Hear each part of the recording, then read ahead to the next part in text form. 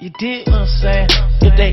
All hunters, I'm a counterfeit. Yeah, wanted money, I couldn't enjoy class. Although Playboi Carti has had a relatively short career thus far and is still yet to release his debut project, his style and sound has undergone quite the overhaul, from his early days in Awful to his eventual signing in ASAP to where he is now, where it looks like we might finally get this fucking tape. And his influence on the current SoundCloud rap landscape has been gigantic, and in many ways he could be considered the pioneer of this SoundCloud rap scene. In this video right here today, I'm going to discuss, from my perspective at least, how I think Carti has progressed over time. I won't only be focusing on Carti though, I'll also be discussing Mexico Joe, a producer of Carti's who, although they aren't on the best terms right now, has been very influential in both Carti's success and the whole underground rap landscape as a whole. I don't claim to know everything there is to know about Carti, and there are going to be a few things I'm inevitably going to miss, but that's just how it goes. And for the purpose of this video right here today, I'm going to begin with Carti's time in Awful Records, as I think that's where he really started to take rapping a little bit more seriously. But enough talking about it, and let's dive right in. Also guys, just a quick shout out to everybody on K2T in the Playboi Carti thread. Cash Carti on the way. I mean, really, I'm out here for the bitches, you know what I'm saying? Like, you know, so I'm here. Like, you need somebody to talk to, Carti's here.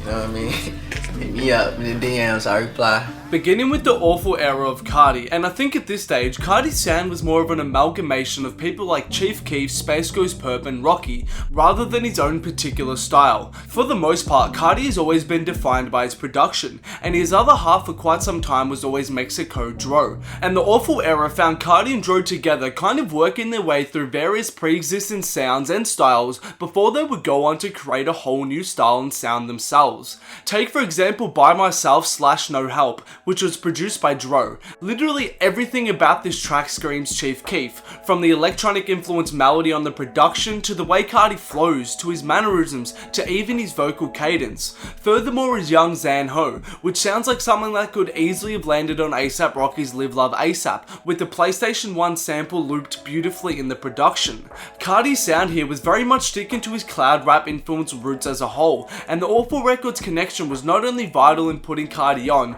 but it also helped to give him a sound, as he had access to stellar production from the likes of Ethereal and Slug Christ. Another thing to note during this era was just how sharp Carti was lyrically. Although Carti has, and probably never will be, a lyrical miracle spitter, one thing that stood out on songs like Lost and Talk was that they featured a sort of ignorant introspection within them.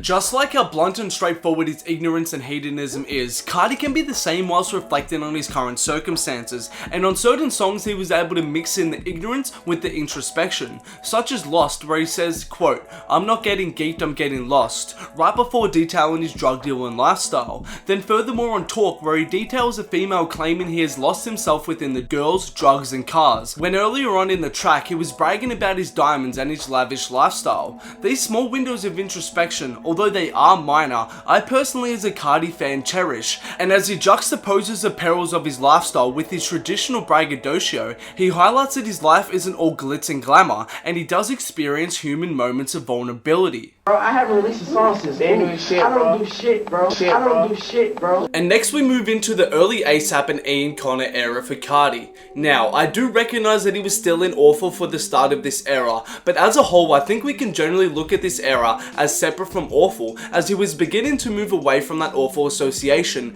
and that whole cloud rap aesthetic as a whole. This era of Carti basically birthed the new SoundCloud rap scene as we know it today, and as stated earlier, it was not only Carti, but very much Mexico Joe along with Carti. They worked together extensively during this era, and let's begin with the sound that Dro was bringing. Dro took the already established Atlanta sound from artists like Zaytoven and Metro and carved his own lane within it. The 808 and drum patterns he used were unique and created a chirpy upbeat rhythm that was then complemented by lead melodies of dreamy ethereal synths, bells, chimes and bright piano leads that all sound like they were ripped straight from an old school video game. It's almost like it took the blissful vibe and the natural high that the sonics of cloud rap give off and mixed it in with more upbeat and immediate trap percussion to make it sound hard hitting and whip friendly. This particular style that Dro came with was new for its time, and the swagger and the characteristics of these beats, as well as the whole Beat Plugs team as a whole during this era, has been jacked to the point where sadly Dro is sometimes a forgotten influencer of this scene. But just type in Mexico Dro or Playboi Carti type beats on YouTube and you will hear his blueprint 1,000 times over. The sound he helped to create is now everywhere, but the production is only one aspect to it. Next is the vocals, and that's where Carti comes in. Much like how Dro was taking that Atlanta sound and added his own twist to it, Carti took what Keef and Rocky had done before him and added his own flair. He laid the blueprint of how to sound and how to flow over the particular drum patterns and the bells, synths and pianos that were found in Dro's sound.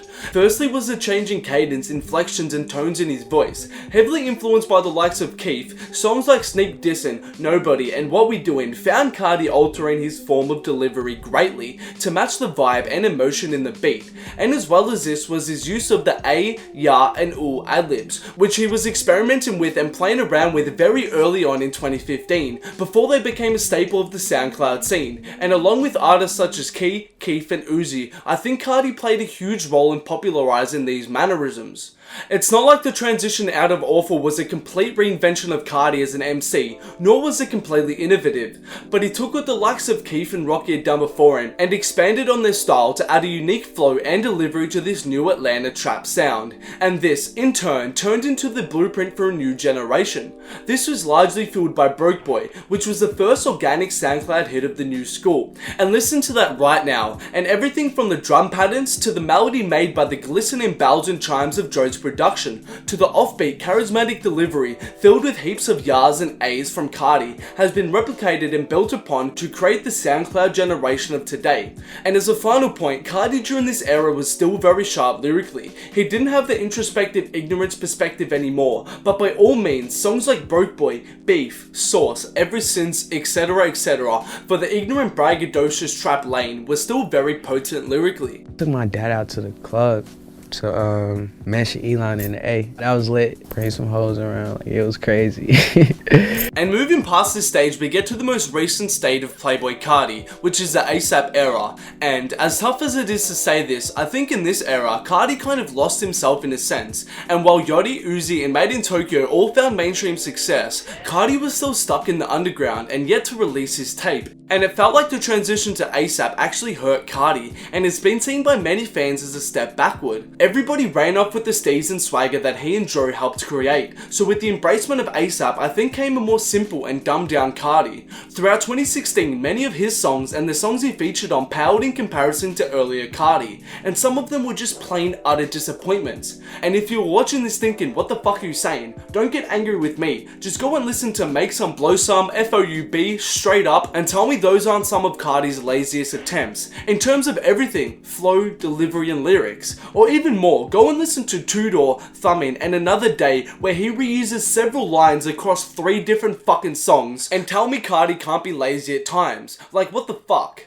And I'm not saying that all his verses during this time were weak, because some great music has come from this era, but as a whole I felt like Carti wasn't putting as much effort into what he was doing compared to previous times. Moving past this, however, this era saw Carti incorporate a noticeably more high-pitched inflection on certain songs. Tracks like Of Course We Get Her Flowers, Swervin' and Servin' and Red Lean. I actually like this quite a bit, and it offers a nice change up to his voice. The soundscapes and production of Carti during this era for the most part stayed the same, generally sticking to that new school Atlanta trap sound that he helped create. And just to be clear, I don't hate this era of Carti, as I stand him far too hard for me to strongly hate anything he does, and we still got some top-notch Carti. Songs like Sleeping With My 9, V-Lone Thug, Black and White, What, Red Lean, and his Uzi collabs are some of my favourite Carti tracks, but on the whole, I don't think Carti progressed in any meaningful way, shape, or form from his earlier ASAP days. Rather, I think this is a slight artistic regression compared to previous times of Carti's. How you feel about parties? I like the party. I like the party. And that brings us to right now, where Carti's finally about to drop his tape, and hopefully by the time you're watching this will actually be out. The 2 songs he's released leading up to this have both been fire, with Woke Up Like This featuring some interesting production courtesy of Pierre, who Carti seems to be working heavily with leading up to this tape, and the 2 snippets he's released on his Twitter have both sounded crazy hard as well. So Carti seems to be back on his shit, where he's just straight spazzing over these tracks, so who knows what this tape could mean for Carti. Hopefully he's able to come out like like he did in 2015, with a fresh steez and sound that this time around will catapult him to mainstream success. But I guess only time will tell. Alright guys, that's all from me today. Thanks a lot for watching. Let me know what you thought about the video and how you think Carti has progressed over the years. Please like, subscribe, and follow me on all social media to more. Some niggas can say I changed on them because I thought they was on the same shit I was on, but they